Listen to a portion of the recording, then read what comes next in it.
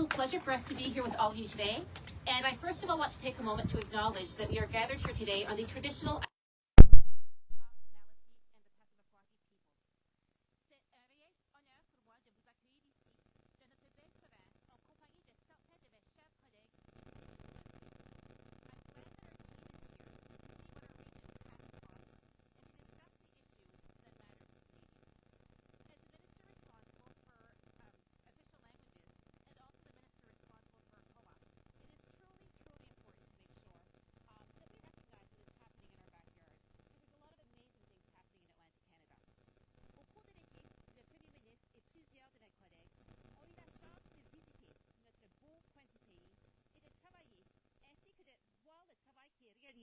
par nos entrepreneurs et les créateurs qui aident notre région à progresser.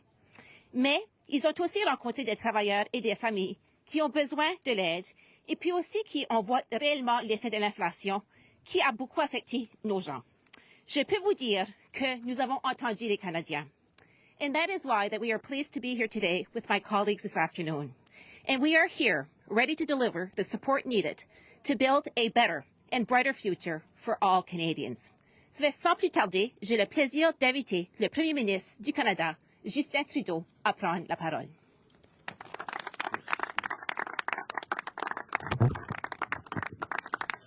Bonjour tout le monde. Quel plaisir d'être ici à St. Andrews en compagnie évidemment de ministres et de notre équipe formidable du Nouveau-Brunswick. Merci Ginette pour cette introduction. Je suis très heureux aussi d'être ici, comme j'ai dit, avec nos ministres, dont la vice-première ministre Freeland, les ministres Duclos, Hussein, Leblanc et Boissonneau, et les membres du caucus du Nouveau-Brunswick, Wayne Long, Jenica Atwin, Serge Cormier, René Arsenault.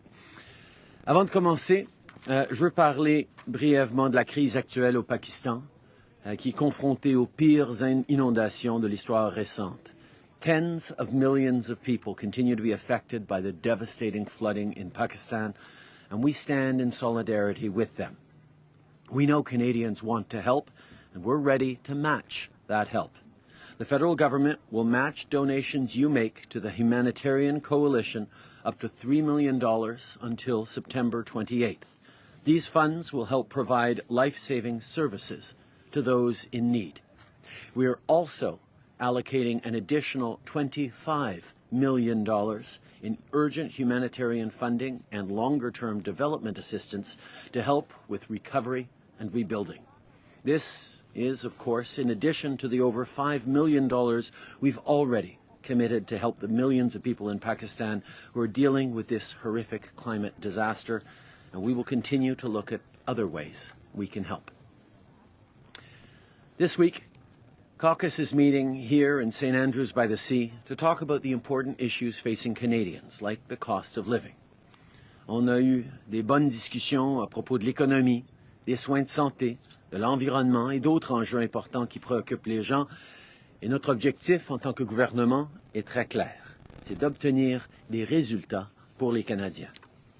Global inflation, caused by COVID-19 and Putin's invasion of Ukraine, has made cost of living a real challenge for lots of people. All summer, members of Liberal Caucus have been talking to Canadians, listening to people's worries about their future, about how difficult it is to make ends meet right now. And our government has been hard at work on a plan that will deliver relief to millions of Canadians. We've already delivered on childcare, we've delivered an increasing Canada Child Benefit, we continue to step up in a range of ways. But today, we're announcing additional, targeted, new measures that will support the middle class and people working hard to join it. These will be the very first pieces of legislation that we introduce when the House returns. The first element of our plan is to deliver relief to millions of Canadians by doubling the GST tax credit for 6 months. This will provide hundreds of dollars of support to Canadians, including half of all families and more than half of all seniors in the country. For example, parents with 2 kids could receive up to an extra $467 this fall to help with the cost of living. Second, as promised earlier this year, we're moving forward on dental care.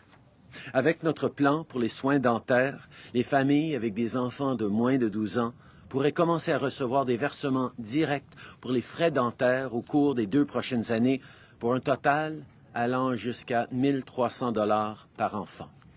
This is the first step, outlined in the Supply and Confidence Agreement, to develop a national dental care program. We aim to have that program started for those under 18, persons with disabilities, and seniors by the end of 2023, with the full program completed by 2025. Thirdly, the federal government will also provide a one-time $500 top-up to the Canada Housing Benefit Program. People who currently receive hundreds of dollars in housing benefits each month through the program we introduced and co-fund with provinces and territories can also apply to receive this additional support. On top of that, this federal top-up would reach hundreds of thousands more low-income renters, with around 1.8 million Canadians eligible for it. This support is in addition to our comprehensive housing plan that you've heard me talk a lot about these past months. Last week, our government announced a historic partnership with First Nations in BC that will create nearly 3,000 homes as a first step on their way to 6,000 homes in the coming years in Vancouver. In the budget, we laid out a plan that will help you save for your first home with a tax-free savings account and also crack down on speculation. And earlier this month, we announced funding to rapidly build thousands of affordable units right across the country while we pilot a new rent-to-own program in addition. All of this builds on other actions our government is taking to make life more affordable for everyone. Things like our childcare plan, which is already saving some families hundreds of dollars a month and will continue to have a meaningful impact in families right across the country as we reduce childcare fees by 50% from coast to coast to coast. Or the 10% increase in old age security that seniors over 75 received this past summer. Nos autres mesures déjà prises pour aider avec le coût de la vie comptent aussi, comme la bonification de l'allocation canadienne pour les travailleurs, qui a donné des centaines, voire des milliers de dollars en soutien à des travailleurs quand ils ont fait leur déclaration de revenus cette année, et on augmente des prestations comme l'allocation canadienne pour enfants ou le régime des pensions du Canada pour suivre l'inflation. These measures all put people at the center of our plan to grow the economy. They are targeted to the middle class and people working hard to join it while we continue to be responsible with public finances. We are retaining fiscal firepower and, at the same time, ensuring that those who need support don't get left behind. The help we're announcing today will make a big difference for the people who get it in a targeted way that will not stoke inflation. Above all, we will keep growing the economy, creating good jobs for people, and making sure that Canadians are at the center of everything we do. Our government is focused on building an economy that works for all Canadians. Canada's economy has the fastest growth in the G7, and our unemployment rate remains low. But we'll keep working hard to make sure that everyone is benefiting from those facts and that our economy remains strong. On va continuer d'investir pour vous et votre famille en rendant la vie plus abordable, en luttant contre les changements climatiques et en gardant nos communautés en sécurité. Et on va continuer de livrer des vrais résultats pour les gens et une économie qui comprend tous les Canadiens. As we get ready to head into the new sitting of Parliament, our caucus is energized and focused.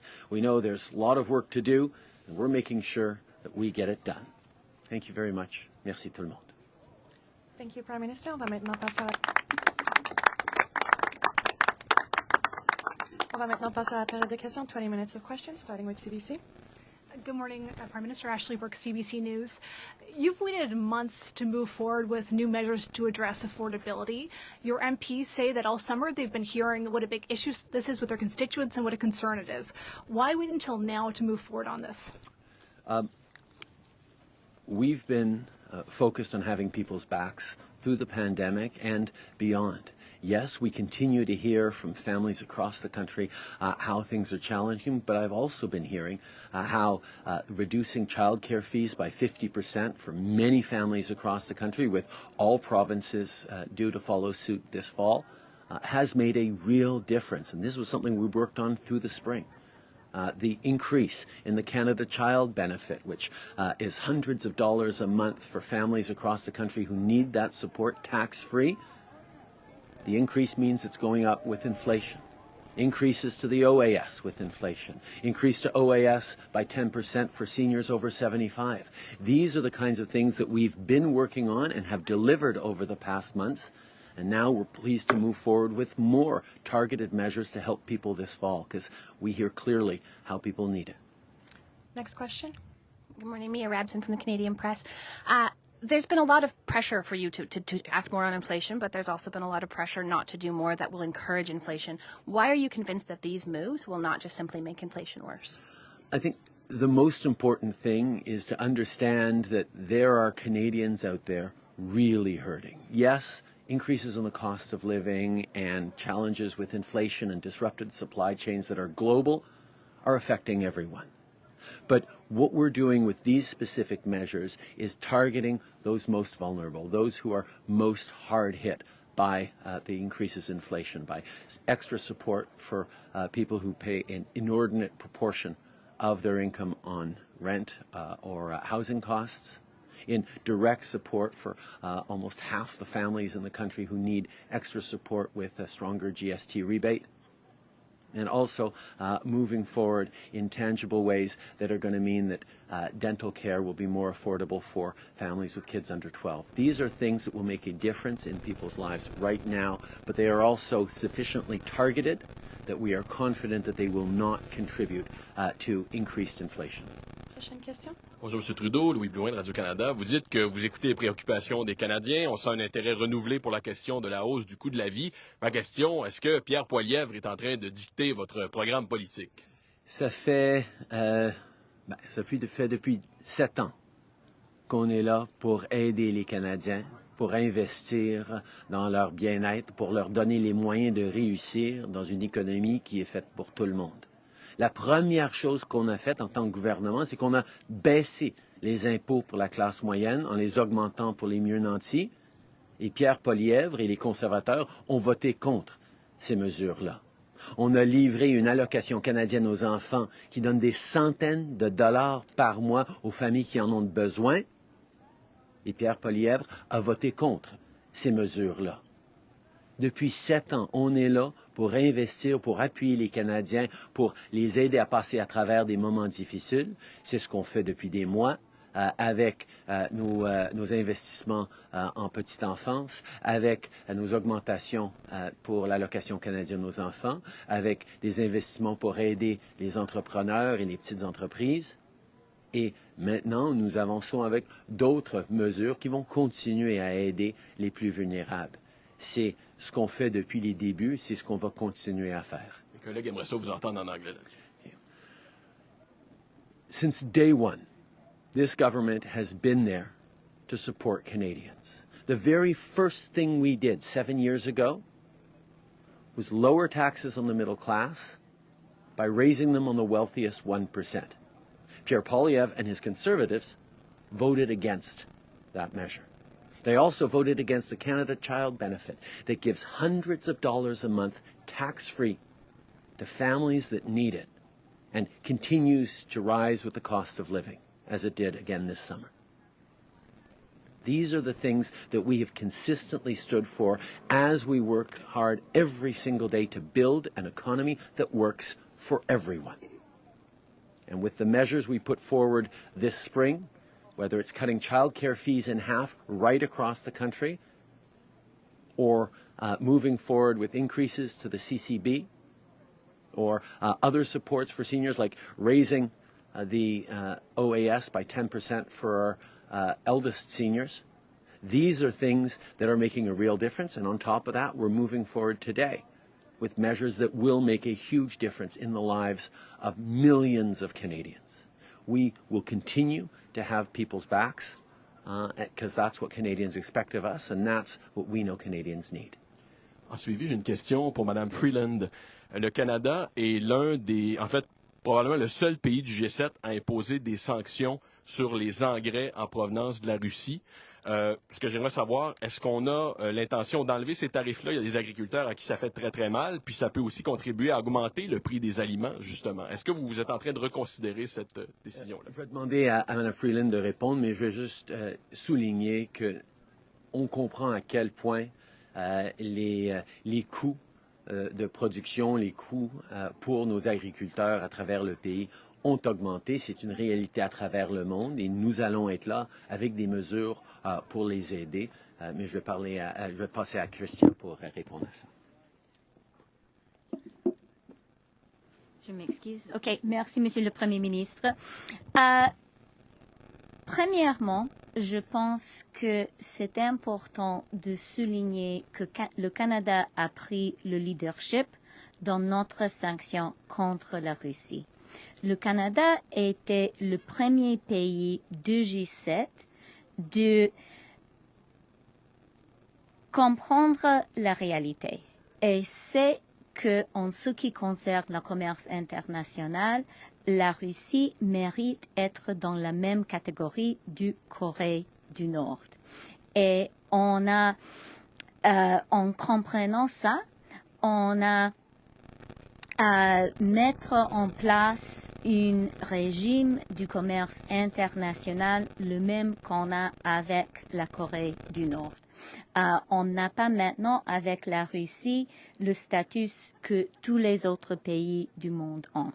Et en faisant ça, le Canada a prendre le leadership pour tout le monde. Et je pense que tous les Canadiens sont pour un régime des fortes sanctions contre la Russie, surtout maintenant. Deuxièmement, oui, notre régime de sanctions a des conséquences pour les Canadiens. Mais nous devons comprendre que si on regarde, par exemple, nos alliés en Europe, les conséquences pour les Européens sont beaucoup, beaucoup, beaucoup plus graves que les conséquences pour le Canada. Et je pense que quand on parle avec nos alliés en ce qui concerne les sanctions contre la Russie, on doit aussi être prêt à prendre une position ferme. Troisièmement, comme le Premier ministre a dit, pour nous, les producteurs agricoles sont en priorité. Nous comprenons qu'ils sont très importants pour l'économie canadienne et pour tout le monde, surtout aujourd'hui, quand il y a un grand besoin des produits de notre producteur agricole. Alors, on est toujours prêt à regarder les enjeux spécifiques, les mesures spécifiques qu'on peut prendre pour aider les producteurs agricoles. Merci. Kevin Gallagher, CTV National News. Prime Minister, what's the size and makeup of the Canadian delegation traveling to London for the Queen's funeral? Will you be inviting opposition leaders like Pierre Poilievre? And on the 19th, will Canadians have a national holiday to mourn the Queen? Discussions continue to be ongoing across government and with the UK government and the folks in charge. We have already engaged closely with all opposition leaders' offices around the plans as we are knowing them. We are working out the final delegation, which will become known in the coming days. We have also chosen to move forward with a federal holiday on Monday. We will be working with the provinces and the territories to try and see that we're aligned on this. There are still a few details to be worked out, but declaring an opportunity for Canadians to mourn on Monday is going to be important. So for our part, we will be letting federal employees know that Monday will be a day of mourning where they will not work. Pour la taille et les détails de la délégation qu'on va amener à Londres, ces détails sont en train d'être fignolés, mais je peux vous assurer qu'on est en conversation avec tous les chefs des partis d'opposition pour voir quel rôle tout le monde peut avoir pour démontrer la solennité et l'importance du moment pour le pays. Et je peux vous informer que nous allions déclarer un jour férié fédéral.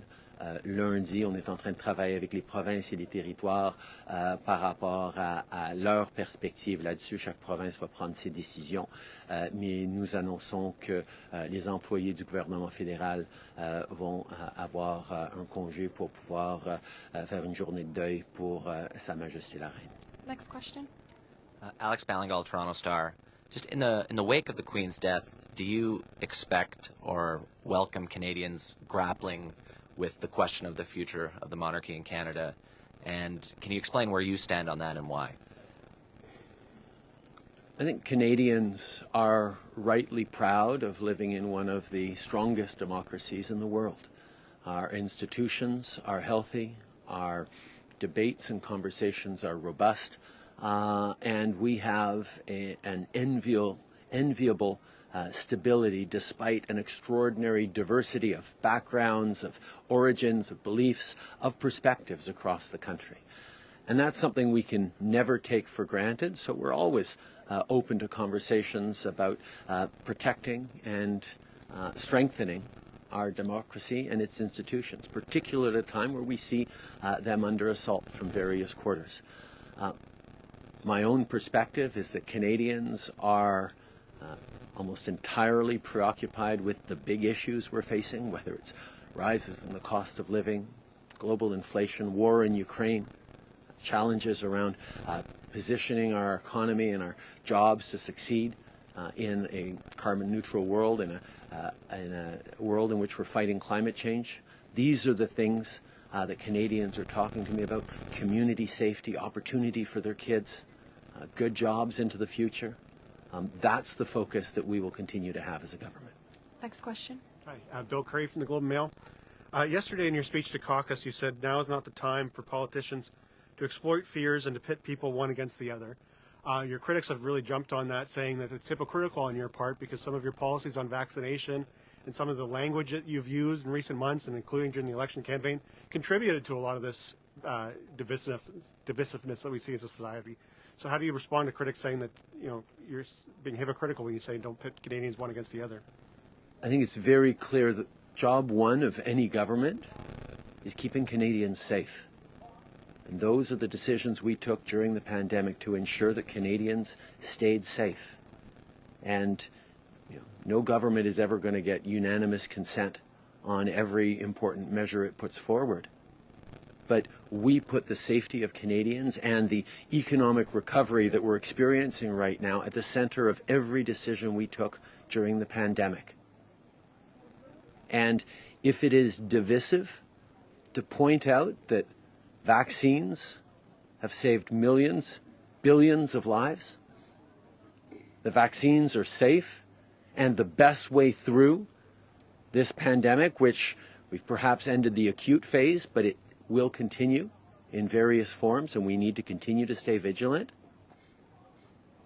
If people are calling a respect for science and an upholding and defense of facts divisive, but then perhaps people need to take a careful look at those who are saying that. Next question. Abigail Beeman, Global News. Still on Poilievre, you spoke yesterday about leadership that's not responsible, but you can't ignore that his messaging, his communication, especially around inflation, is resonating with a lot of Canadians. How do you work to counter that with your messaging?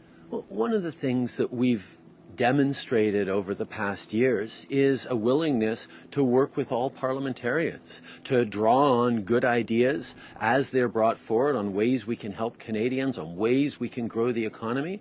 That's the kind of collaboration that Canadians saw across different orders of government through the pandemic, as we all worked together from different perspectives to try and deliver, as opposition parties worked with the government to deliver the kinds of things that we're going to make happen and help Canadians. And we weren't overly fussed about who was getting credit for what. Canadians wanted to see us delivering. And we are fully open to suggestions and ideas about how to continue to do even better to support Canadians. That's what Canadians expect of their government and of their parliamentarians. But by the same token, I won't hesitate to call out economically irresponsible or questionable ideas like telling people to invest in Bitcoin, which, if they had listened to him, people would have lost half their savings. These are the kinds of solutions, supposed solutions, that deserve deeper scrutiny. And in a responsible parliament, we need to be calling out ideas that are going to harm Canadians more than they actually help. Next question. Vicky Hogarth, CHCO News here in St. Andrews. Canadian banks are protected from foreign competition, but Canadians in remote but prosperous locations like Graminan Island in New Brunswick aren't protected from their banks closing down. Why protect the banks but not offer Canadians a reciprocal protection to be served? And are you worried about how bank closures will affect population growth in rural Canada? Canada has one of the most stable banking systems in the entire world. When the 2008 banking crisis came and went, Canadian banks stood strong and Canadians did better because of the structures, the institutions, and the frameworks that we created around Canadian banks. Canadians who have their savings in Canadian banks are protected because of that, and that's really something that we take very seriously as a government. For further comment, I'm happy to turn to our finance minister to address that issue more directly. Christia. Yeah, it's a very good question, and I'm just going to add one thing to what the Prime Minister said and then speak to the specific point. You know, right now we are in a very challenging, very volatile global economic environment, as we were in 2008. And the fact that Canada has a very well, I would even say, strictly regulated banking sector with high reserve requirements and pretty tough mortgage rules is something that Canadians today should be taking a lot of comfort from. We have a system that is very stress tested, and as the global economy is going through a lot of stress, it's like, you know, here we are on a wharf, it's like a big life jacket for Canadians. Now, the issue of having actual bank branches in rural communities, and particularly right now in Atlantic Canada, is one that our government is very aware of. We have been having some conversations with banks about it and some conversations with rural communities, and you know, we're committed to continuing to listen to Canadians about that. Thanks. Next question. Andrew Ward, Brunswick News. Prime Minister, we had a bit of a disturbing story a couple of days ago here in New Brunswick. A 26-year-old woman, a sexual assault survivor, went into the hospital and could not get treated, was told there was nobody qualified to do that. I'd like you to speak to that in the, well, first of all, that you're aware of it, and second of all, in the context of what's happening in Canada's healthcare system. Obviously, things are not good right now. No, I heard of that story, and it's horrific. It's unacceptable that a survivor be faced with that kind of response. We know how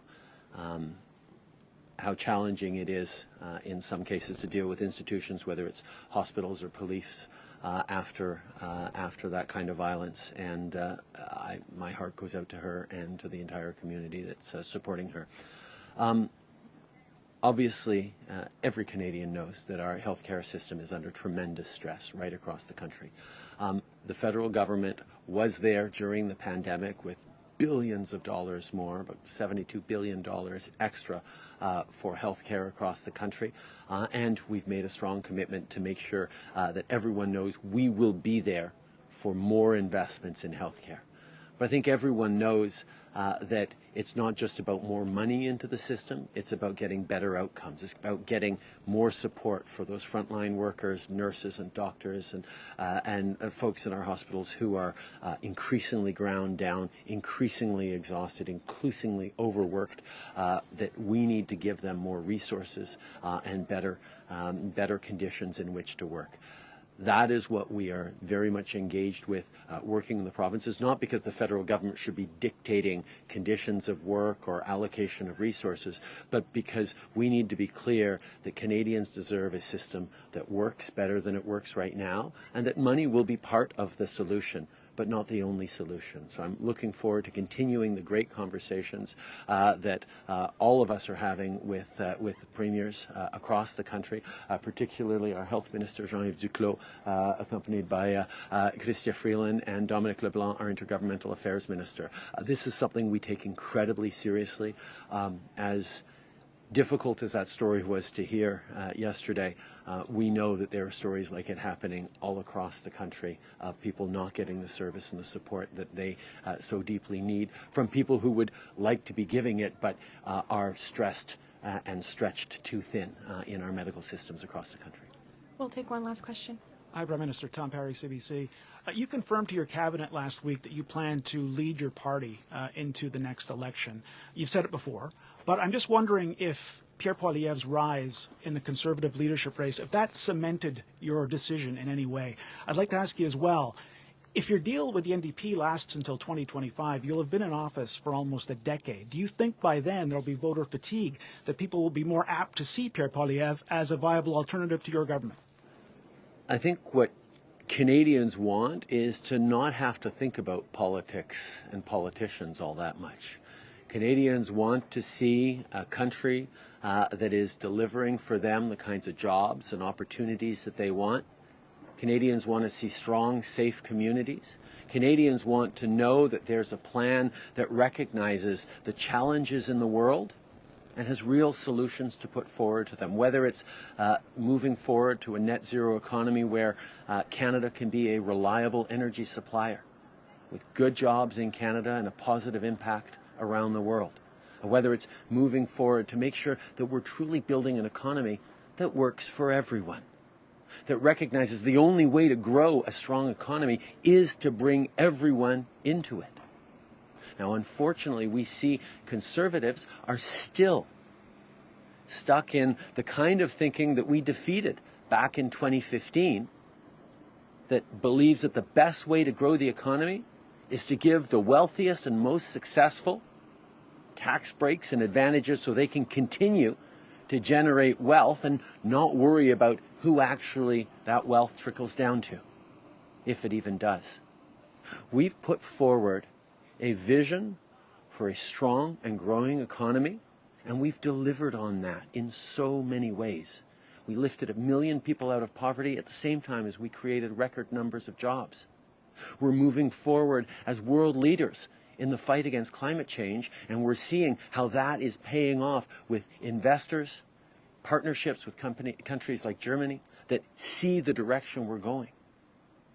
Now, the Conservative Party is focused on bringing us backwards to some idealized time that never existed and certainly won't ever exist again. We are focused on looking at where the world is going and positioning Canada to be there. So over the next 3 years, we're going to be working as a team totally focused on Canadians, on delivering the kinds of services that Canadians need and the kind of vision and plan that's going to bring them into a future where they can see themselves and be confident about where the world's going and where Canada's role is in that. I'm excited, not about the political context, but about the opportunity to continue to deliver for Canadians in very real ways from coast to coast to coast.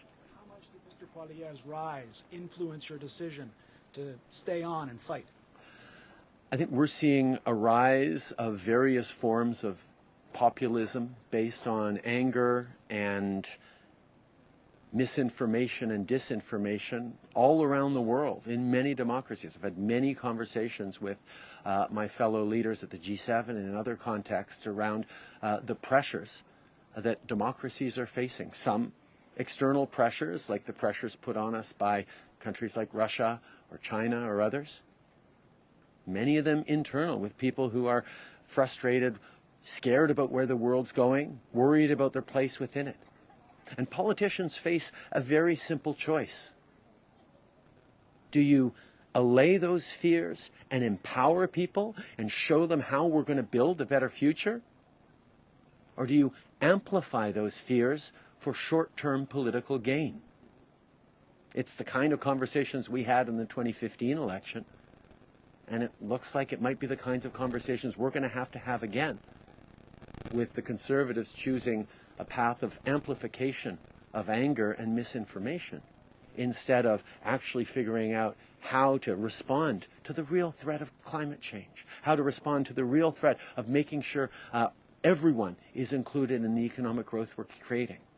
That's the discussion that not just politicians but all Canadians are going to be engaged in over the coming years, and I, for one, am very excited about being able to lead those conversations with this great team behind me. Merci. Okay. Je pense qu'on est en train de voir un peu à travers le monde une montée d'un populisme de peur, de division, de désinformation. Et ce qu'on sait, c'est que c'est une piste un peu facile d'amplifier la frustration et la peur des citoyens pour des buts politiques à court terme. Mais ce n'est pas la piste responsable, pas pour un pays comme le Canada, où nous avons besoin, oui, de reconnaître les défis et les anxiétés des gens, mais il faut leur donner confiance dans l'avenir qu'on est en train de bâtir, l'avenir qui nous entoure, qui nous vient de tous les coins du monde, que ce soit la lutte contre les changements climatiques et le développement d'une économie qui va profiter des innovations et du travail des Canadiens dans ce sens-là, qui va être là pour reconnaître qu'une économie n'est réellement forte que si tout le monde a une chance d'y participer et de s'épanouir. Alors, cette conversation sur est-ce qu'on est confiant face à l'avenir? Est-ce qu'on continue de travailler ensemble de façon ambitieuse pour s'assurer qu'on réussisse tous dans les années à venir malgré les défis et qu'on mette de l'avant un plan concret pour le faire? Versus un parti qui, jusqu'à présent, est satisfait d'amplifier les frustrations et la peur sans offrir de solutions concrètes sur comment on va être prêt pour les défis qui viendront dans les années, les décennies à venir, quel que soit le gouvernement. Merci beaucoup tout le monde. C'est ce qui m'a fait la conférence de presse d'aujourd'hui. Merci tout le monde. Bonne journée.